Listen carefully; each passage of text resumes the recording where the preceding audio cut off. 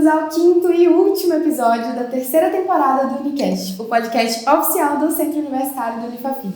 Eu sou a Vicky. E eu sou o Jean, e hoje a gente vai falar sobre um tema muito legal, que é a arquitetura sustentável. A gente está aqui com a Carolina Pinto, que ela é professora aqui do Centro Unifafib, e a gente está com a Ana Luísa Figueiredo, que também é professora e coordenadora aqui do curso de arquitetura. Sejam muito bem-vindas. Queria que vocês falassem um pouquinho sobre vocês, pra gente, um pouquinho do trabalho de vocês, como que vocês estão dentro desse tema, pra gente começar. Bom, muito obrigada pelo convite, é muito legal participar aqui, né?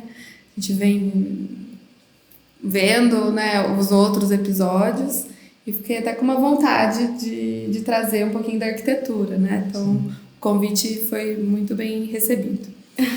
Sobre a minha inserção nesse tema da arquitetura sustentável, na parte da formação mesmo, né, na graduação ali enquanto arquitetura, tinha já esse papo, mas ainda não tinha, assim, dentro das disciplinas, né, aqui a gente chama de componentes curriculares, algo tão voltado.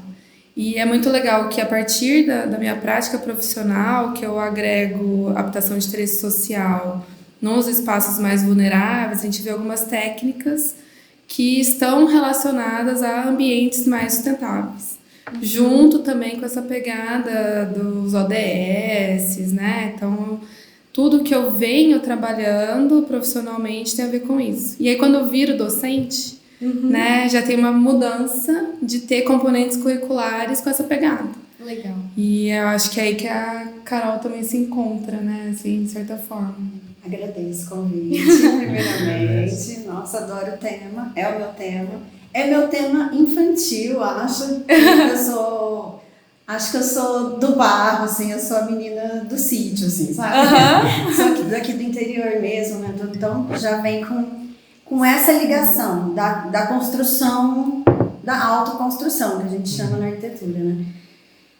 Só que quando eu cheguei na graduação, assim, ainda não se falava tanto sobre sustentabilidade. Estou falando, né, início dos anos 2000. Então, ali não foi meu tema principal. Aí, quando eu saí da faculdade, eu trabalhei numa empresa de família mesmo, assim, que era de energia solar. Aí que eu uni o seu trabalho com o que você já amava. Exato. Daí que eu falei assim, não, peraí, tem uma parte, né, lá né, que está falando sobre construção sustentável, isso que eu tenho, né, que vem de mim e tal, e aí que eu entrei na área acadêmica, né, que daí foi fazer mestrado e doutorado. Daí eu me infiltrei mesmo no tema, né, aí conforto ambiental, energia solar, que legal, autoconstrução, né, materiais sustentáveis, né, consegui abranger, assim, dentro, né, desses, são 7 anos, né, que a gente faz, quando a gente faz o mestrado e doutorado, né, foram 7 anos de pesquisa, assim, voltada para isso mesmo. E depois, como docente, né, que eu entrei, né, a gente acaba, né, depois que faz essa parte acadêmica, a gente acaba entrando, né, na docência. Aí eu vim com esses componentes, né, são as disciplinas, as matérias que a gente dá aqui na faculdade, né, totalmente voltado para essa área. Então tem conforto ambiental, técnicas construtivas, cidades inteligentes. Cidades inteligentes, que é uma pegada que eu não tinha, foi que eu peguei agora, que é o que a gente chama de urbanismo, né? Urbanismo sustentável. Tem arquitetura sustentável, né? Que seria a construção, sim, da edificação. E aí a gente fala sobre urbanismo também, que é a construção das cidades, né? E aí que eu entrei nesse outro tema, assim, que é o urbanismo sustentável e como projetar cidades mais eficientes, mais sustentáveis. Dá pra ver que você gosta muito do tema, que você brilha quando tá falando dele, assim, que você vai se empolgando, e isso é muito bonito. Além de ensinar sobre isso aqui na faculdade, como que esse tema da sustentabilidade está presente na vida de vocês hoje? Quer emendar? Bom, eu tô dando aula, eu comecei a dar aula em 2012, né? Então já faz 10 anos, mais um pouquinho de 10 anos. Só que eu parei durante 5 anos. Interrompi a carreira, eu casei, né? Tive filho e tal, então eu interrompi 5 anos. Antes disso, eu trabalhava, né? Eu dava aula já, né, nessa área, mas eu trabalhava como autônoma, arquiteta autônoma, tinha escritório, né? Aqui em Rio Preto, em São José do Rio Preto. E era um caos tentar introduzir a sustentabilidade nos clientes que queriam a casa padrão, né? Que a gente conhece a casa padrão que todo mundo quer. Então, ninguém vamos fazer uma casa de barro, né? Cheia de planta, de não sei o quê. Então eu fiquei sempre assim, é difícil. Imagino. Conciliar a minha parte como arquiteta autônoma mesmo, né? Eu me realizo aqui, na faculdade. Tem uma coisa da sua fala, Carol, que assim, que me pega e talvez seja uma chave para o pessoal entender assim, que é o barro, mas não só o barro, né? Então, o ideal é, de fato, que se utilize as técnicas até chamadas de tradicionais, né? Então, a taipa, né? E outras formas que a gente vê numa construção colonial, do Império, enfim, até algumas ecléticas aí, alguns casarões, né? Mas também tem outras formas, né, da gente encarar um pouco a sustentabilidade, talvez por procurar materiais locais. Legal. Então, pode ser que o da China seja mais barato. Vir, sei lá, o que seja, mas vai ter que ser colocado num navio, né? Fazer todo um transporte. Embalagem, né? mais embalagem. E aí é melhor você usar, mesmo que seja o bloco cerâmico, que foi queimado aqui pertinho. Sim. Né? Então, o que eu acho muito legal é um pouco do que eu faço, é trabalhar com comunidades. E aí, tanto no interior de São Paulo, né, principalmente. O meu escritório tem a sede em São Carlos, mas a gente trabalhou em Ribeirão, em Rio Preto. Estamos com um projeto aprovado para Colômbia aqui, tem Orlândia. E a gente sempre faz parcerias com movimentos organizados ou lideranças, porque a gente conhece quem está ali, quem sabe mexer com as coisas. Então, não é assim essa cara, assim, nossa, a gente vai acabar construindo com técnicas totalmente Passadas. Ou do passado, ou que eu estava até falando antes, né? Ou super high-tech de né, otimização e uma eficiência energética maravilhosa, mas vai ficar barato porque a gente vai usar né? As pessoas vão fazer a própria construção e participar daquilo de uma forma mais colaborativa, assim. Então, acho que existe uma complexidade. Tem uma frase assim: as técnicas do passado com as tecnologias do futuro. Sim. Legal. Inclusive, eu fiz uma pesquisa hoje, eu vi essa frase formulada de uma forma diferente, que era: o futuro é ancestral, né? Tipo assim, inclusive, eu vi algumas matérias de alguns arquitetos que eles buscam bastante referência na África, né, na forma da natureza e tudo mais. Conectando com isso, com as duas falas, né, com o que vocês falaram, tem um componente, eu acho que importante, né, na arquitetura, que praticamente eu gosto mais. Eu já pensei em fazer arquitetura. É porque eu sou muito ruim de exatas. Então... Não quer dizer que a gente seja bom. Mas vocês entendem. Então, assim, a parte que eu me conecto, assim, que eu acho bem legal da arquitetura, que eu acho que vai de encontro com o que você estava falando, é essa parte da estética e a parte mais artística mesmo até, né? E muitas vezes as pessoas acham que por falar em estética, em arte, tá deixando ali a questão da funcionalidade de lado, mas não é o que acontece, né? Tem uma frase aqui que eu até anotei de um arquiteto, Rui Otaki, que ele fala que a arte é fundamental para a arquitetura, né? E aí ele, numa pesquisa eu vi que ele fez um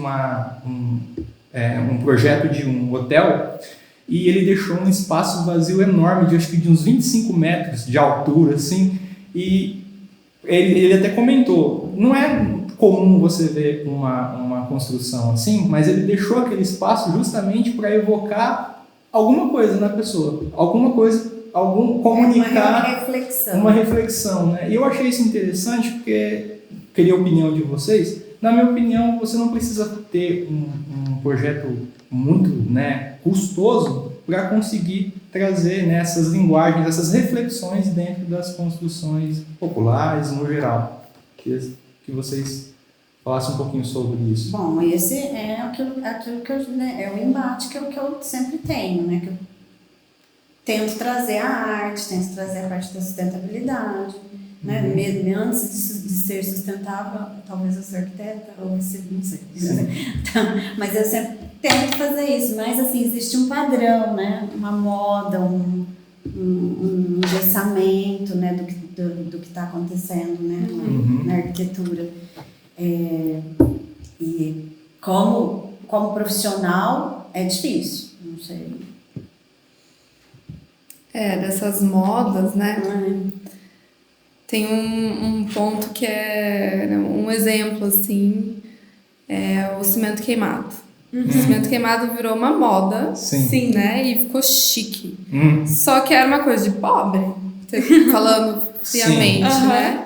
E aí, como que existe esse olhar, né, para coisas simples e aí vira um hype e tal. E aí, quando você traz o Ryotaki, ele é filho da Tomi, que é uma grande artista plástica, né? Que, inclusive, né, ela começou a carreira aos 40, depois que ela criou os filhos. Acho que isso é um ponto legal de eu lembrei. A gente tem que falar muito mais sobre as mulheres na profissão. Legal. Muito legal. E aí ela se sentiu, né, à vontade de fazer a arte dela. Tem várias coisas maravilhosas. E com certeza foi uma criação também muito interessante, né? E aí tem dois conceitos assim, ligados à estética, que é o sublime e o pitoresco. Além de outros, né, princípios, enfim, mas o sublime é isso que você trouxe. Colocar elementos que mexem com a nossa emoção, nos fazem se sentir pequenininho. E aí, aposto que na cabeça de vocês pensaram outros espaços, assim, talvez igrejas, né, outras coisas assim. Com certeza. Sim. E essa é a arte da gente conseguir manipular espaços para as sensações que a gente quer passar. E não necessariamente precisa ser caro, né? Como ele falou. Não. Mas pode ser com alguma estrutura ou algum elemento. E depende muito do alinhamento do cliente. Então, quando você fala, nossa, é difícil que as pessoas que buscam, né, uma família nuclear, né, tá com dinheiro agora para fazer a casa, quais são as referências que ela tá? Exato. Né? Hoje a gente até brinca com os alunos aqui, né? Vou até usar essa câmera. Que as nossas referências não são Pinterest. A gente não pode. Aquilo ali é leigo, assim. Né? A gente tem que pegar o Ryotaki, a gente tem que olhar pra Lena Bobardi, a gente tem que ver o Gustavo Trabo. Né, interessante, porque pra gente que tá fora da arquitetura, não, isso não é óbvio, né? Mas pra vocês, profissionais que estão formando outros profissionais, isso é muito importante de ser reafirmado. Aí a gente cai em outro, né? Que uma outra onda que é o problema da educação. Total, tudo gira em torno disso, querendo ou não, né? Sim, com certeza. Porque como que as pessoas vão cair, né? Vão conseguir ter essas informações? Que nem você trouxe a questão do sublime, é algo que provavelmente para o senso comum, não é que eles não têm essa noção, mas não liga a palavra ao conceito, né? Muitas vezes é uma sensação que todo mundo tem, obviamente todo mundo tem. Você olha para uma nuvem gigante, você olha para uma árvore gigante, você sente aquela sensação ao mesmo tempo de acolhimento, de pertencimento, mas de de se sentir pequeno. E às vezes a gente, esse exercício de se sentir pequeno, ele é fundamental até para a gente crescer. É até uma coisa meio que, um contrassenso que não é. Eu lembro assim que eu gostava muito de caminhar, por exemplo, ao ar livre. Gostava, né, de ver árvore e tal. Parece que o simples fato de você sair de um ambiente já muda o seu mundo completamente, né? Então, acho que trazer isso para uma construção, né, para além só da moradia, mas como uma extensão da pessoa, né? Com certeza. Na minha profissão mesmo eu falo, né, pro lado do marketing, então você precisa ser uma pessoa criativa. Eu não consigo criar se eu não sair de casa, se eu não ver outros lugares, se eu não tiver contato com a natureza, se eu não tiver nenhum tipo de outras experiências nesse sentido. Viver é uma parte muito importante desse lado criativo, pra gente conseguir aflorar esse lado criativo.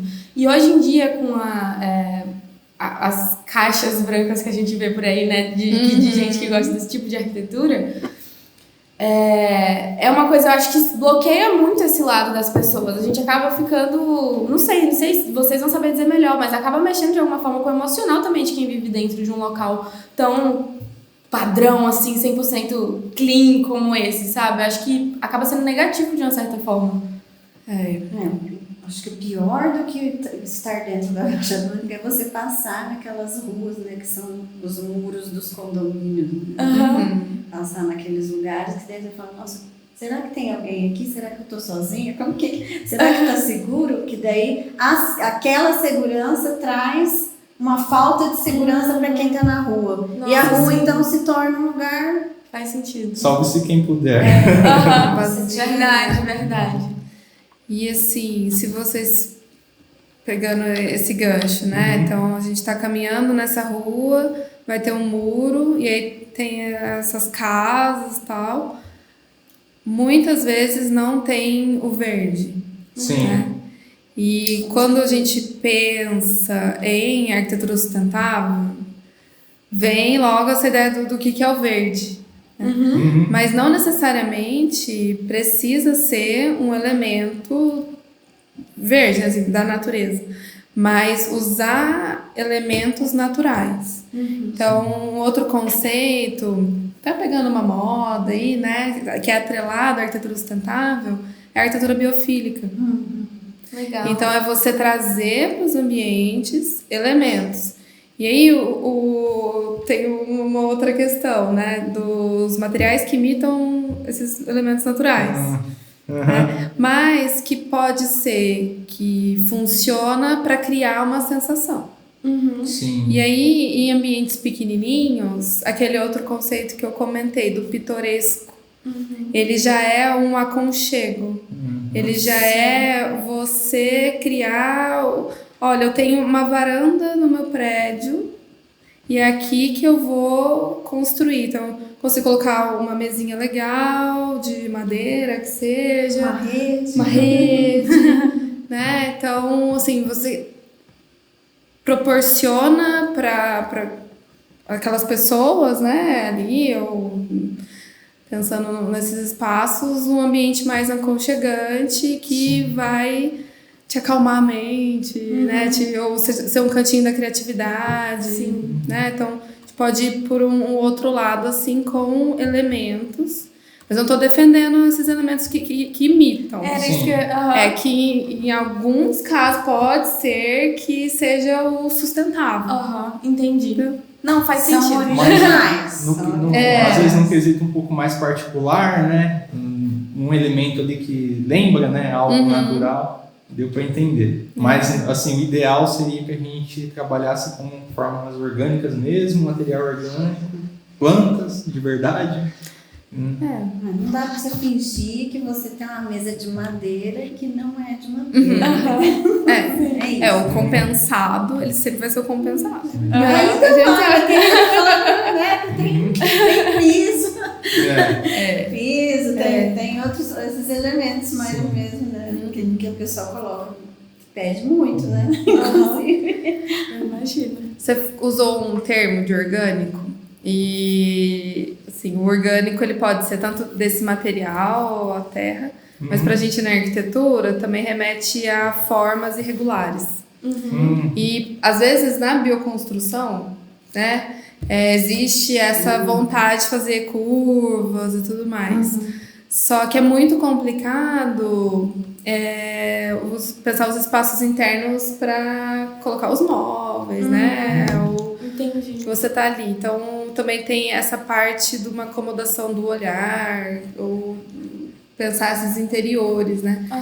E dos clientes que acham estranho. E dos assim, né, pelo mobiliário, que já é padrão também, né? A gente tem uma mesa quadrada, um negócio aqui. Então, como que vai? Tem, assim, a gente pode criar lugares, né, especiais, né, espaços diferentes, mas a gente tem um mobiliário para atender, né? É mais difícil de conseguir adaptar, vocês falam? É esse estilo? Não é uma exceção da bioconstrução. Outro grande arquiteto, vocês conhecem, que é o Oscar Niemeyer, tinha uma obsessão com curvas. Total. E aí tem a Brasília, né? Tem os palácios, tudo. Mas tem 2 edifícios residenciais que são curvos, né? O Copan, em São Paulo, que aí, como ele é muito grande, a curvatura é mais diluída, assim. Agora, o edifício Niemeyer, na Praça Liberdade, em Belo Horizonte, é coisa de 1 ou 2 apartamentos por andar e realmente é tudo curvo. É muito complicado. Mais difícil de dispor as coisas lá. Não existe. Então, as paredes externas são todas curvas, internas tem 90 graus, mas é difícil, assim. Então, é uma relação da forma também, quase uma escultura. Sim. Externamente é uma escultura, uma coisa bela, sublime. Sim. Mas por dentro eu não sei se é tão pitoresco. É interessante. Tem acho que um estilo de movimento artístico, né, que a arquitetura acho que é um dos pilares, que é o Art Nouveau, né, que ele traz muito das formas orgânicas. Eu não sei até em que medida, de forma, assim, como posso dizer, complementar mesmo, ou se vocês vão saber me falar, se era algo mais assim, na forma em si. Por exemplo, tinha os vitrais, tinham, né, aquelas estruturas metálicas em curvas e tudo. Aquilo era mais para ornamentar ou tinha uma funcionalidade no sentido de buscar imitar a forma natural, mas no sentido usual mesmo, não só estético? Tinha isso ou ele era algo mais basicamente decorativo? Assim? Eu particularmente vi que assim, eles descobriram um material, que era um material ferro, que dava para fazer essas coisas. Entendi. Então foi uma novidade. Ali era uma tecnologia. Mas tem uma função, assim, porque essa tecnologia, o ferro, ele está muito atrelado às ferrovias, né? Então, e aí é muito assustador pensar na virada do século XIX para o XX, que da ferrovia chega na cidade e vira um metrô. Então, foi uma forma de manipular esse ferro, né, com formas já conhecidas da natureza, para que as pessoas não ficassem com medo de entrar num buraco escuro e sair do outro lado da cidade. Faz muito sentido. Então tem uma função também, né? Sim. Não necessariamente prática ali do dia a dia, para servir algo pro dia a dia, mas intrínseca, né? Perfeito. E tem muitos elementos, assim, que isso se perdeu. Porque a ideia do Art Nouveau era que fosse pensado para aquele lugar, né? Uma obra de arte total. Específico, né? O local. E aí depois vem esse uso do ferro mais como uma padronização, né? Todas as cadeiras são iguais, todos os portões são iguais. A ideia do minimalismo é interessante, só que eu acho que qualquer ideia, na verdade, né, passa a ser, de certa forma, massificada, você perde um pouco do componente original, talvez, da ideia. Às vezes a gente começa a replicar sem, às vezes, saber o porquê está replicando. Então, a questão das casas, né? E aqui tem uma frase que eu também anotei aqui, de um arquiteto, Frank Gehry, acho que é, né? Ele fala, a arquitetura deve falar sobre o seu tempo e o lugar, mas deve buscar ser atemporal, né?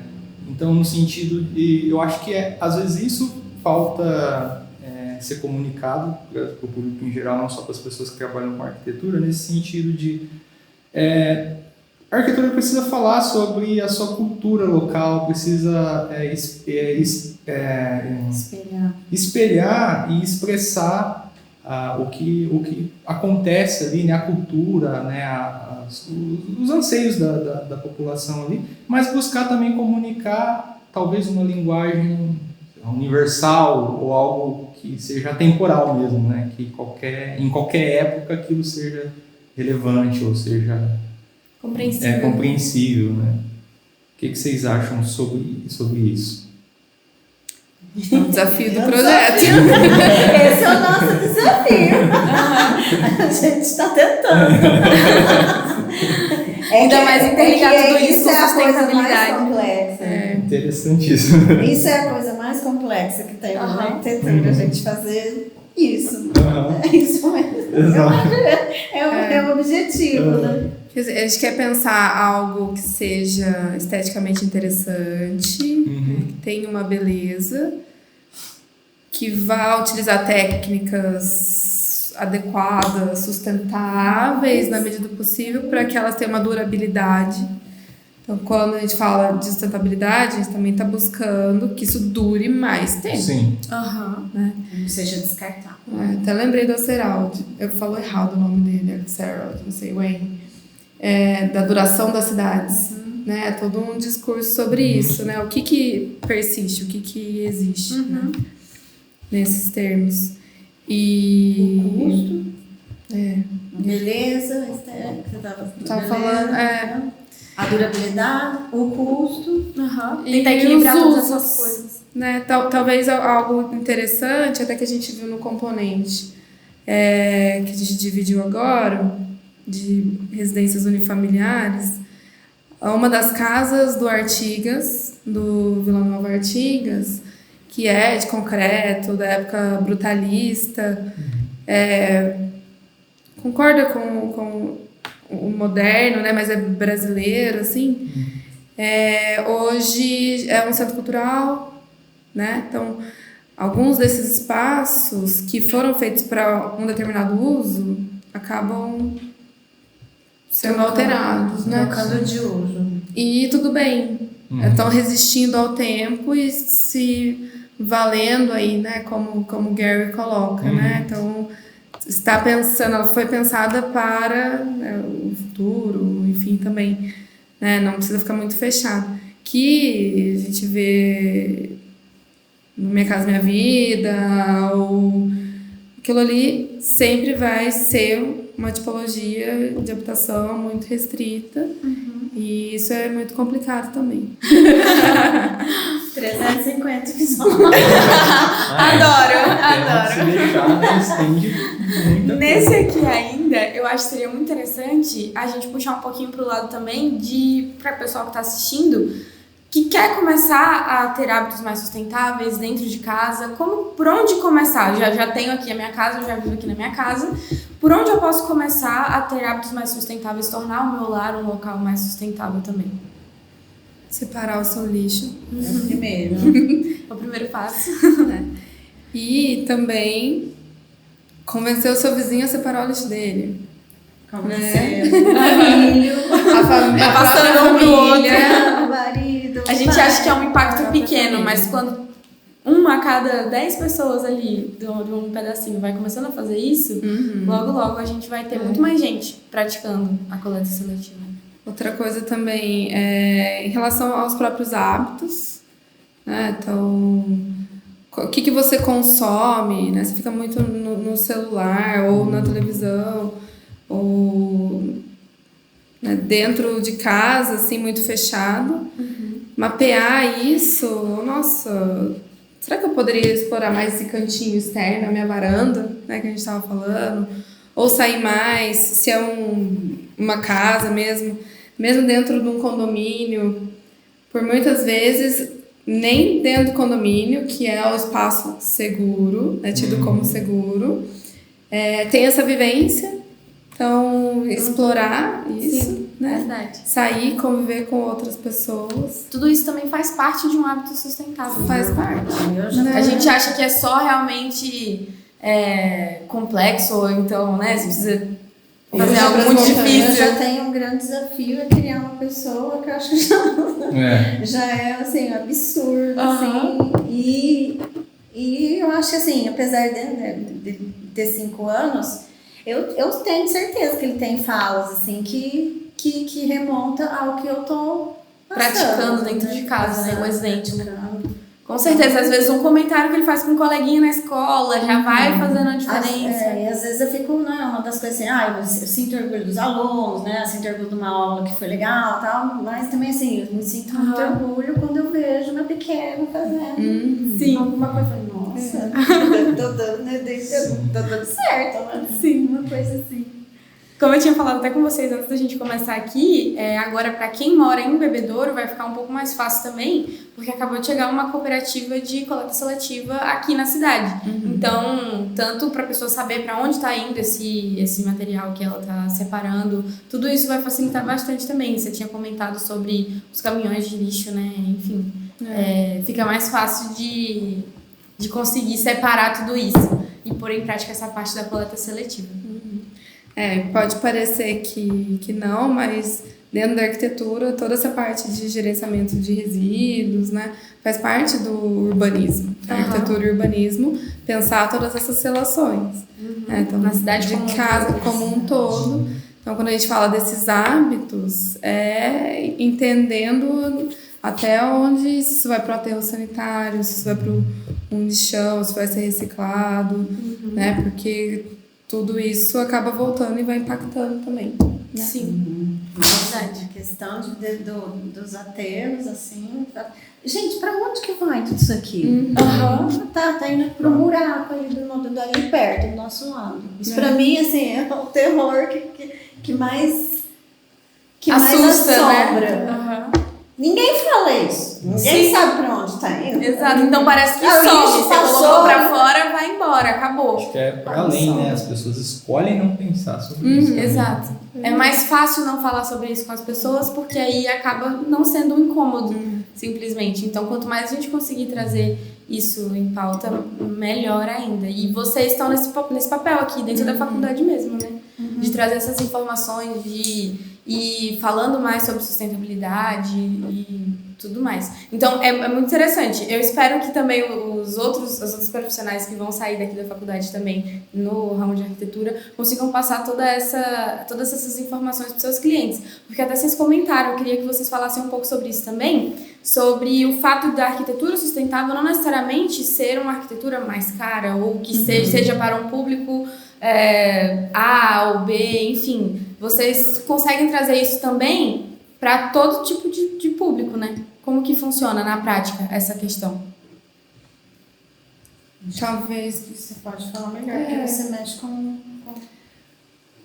Entendendo, assim, a característica da população. Então, se é um grupo, por muitas vezes a quantidade sai mais em conta, sendo de um fornecedor próximo.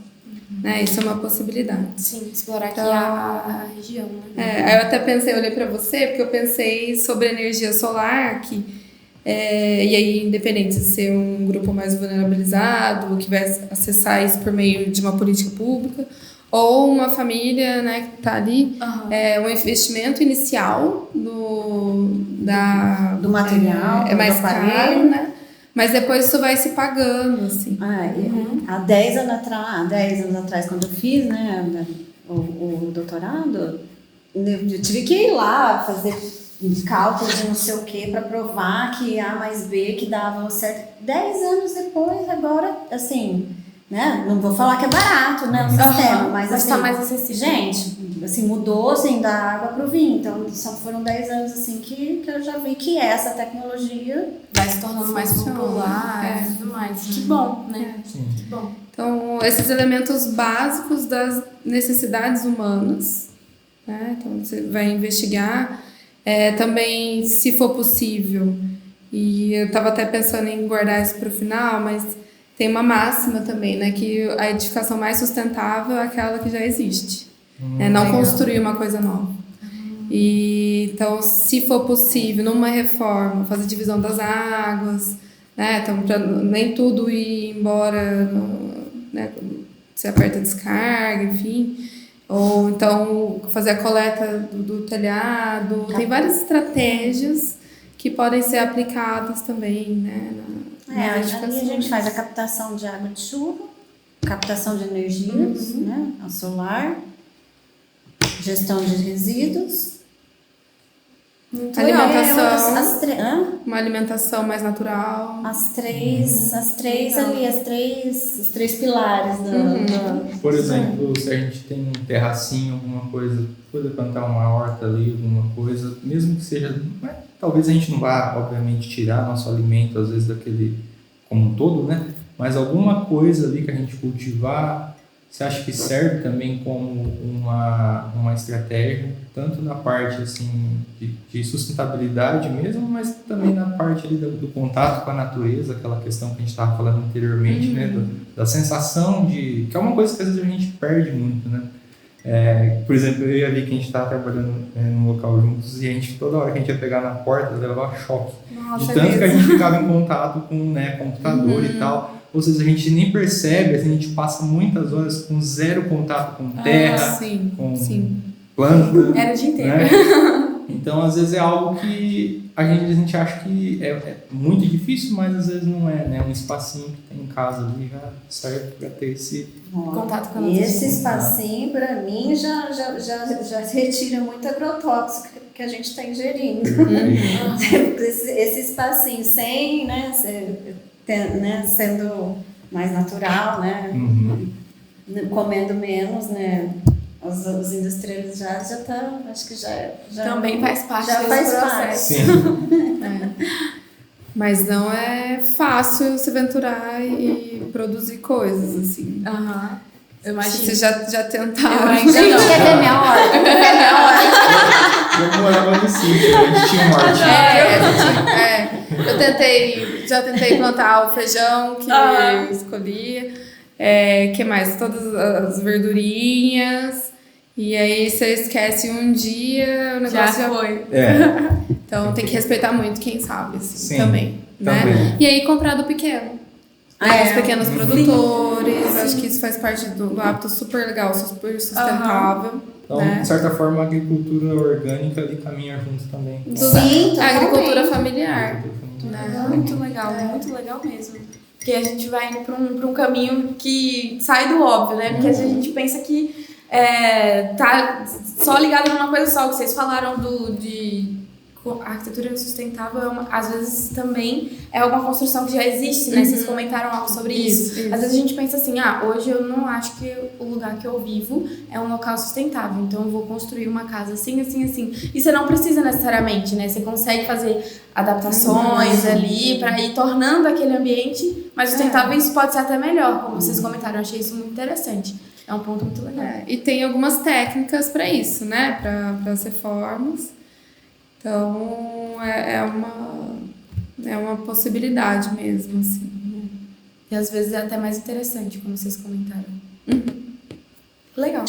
Gente, a gente fica muito feliz por vocês terem topado esse papo. A gente queria ter mais tempo, né, para conversar, um tema tão legal, mas infelizmente o nosso tempo é curto. Queria agradecer mais uma vez e deixar o espaço para vocês darem as considerações finais.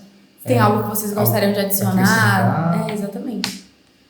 Sejam sustentáveis. Tá ótimo, é essa a mensagem, né? É isso que a gente quer passar realmente. Eu lembrei uma outra. Tem um arquiteto que ele é muito legal, assim, porque ele tem uma prática que ele já foi prefeito de Roma, que é o Giancarlo Argan.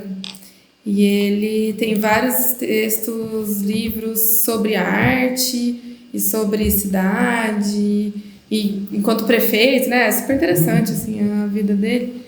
E aí, num dos livros que é a arte, a cidade como arte, agora me fugiu exatamente o título, mas ele fala que a maioria dos espaços é um espaço urbanizado, né? Por mais que a gente olhe e veja os campos, as pessoas já tocaram aquilo ali, né? Está mecanizado. Sim. Então, é entender quem que tá tocando esses espaços. Se é o grande produtor, vou falar até baixo.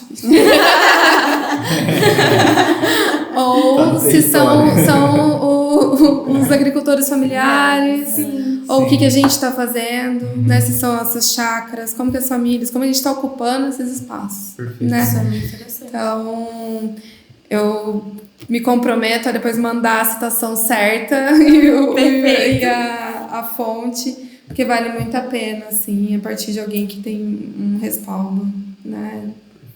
Muito obrigada Marca. por adicionar ainda esse pedaço.